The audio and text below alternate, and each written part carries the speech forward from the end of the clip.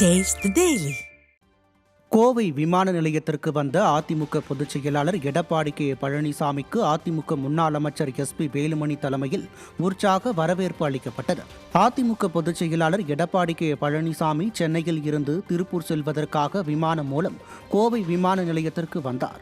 அங்கு அவரை அதிமுக தலைமை நிலைய செயலாளரும் முன்னாள் அமைச்சருமான எஸ்பி வேலுமணி தலைமையில் கோவை புறநகர் வடக்கு மாவட்ட செயலாளரும் கவுண்டம்பாளையம் சட்டமன்ற உறுப்பினருமான PRG அருண்குமார், கோவை மாநகர் மாவட்ட செயலாளரும் வடக்கு சட்டமன்ற உறுப்பினருமான அம்மன் கே அர்ஜுனன், மேட்டுப்பாளையம் சட்டமன்ற உறுப்பினர் AK செல்வராஜ், சூலூர் சட்டமன்ற உறுப்பினர் VP கந்தசாமி உள்ளிட்ட கழக நிர்வாகிகள் சால்வைகள் அணிவித்தும் பூங்கொத்து கொடுத்தும் சிறப்பான வரவேற்பு அளித்தனர்.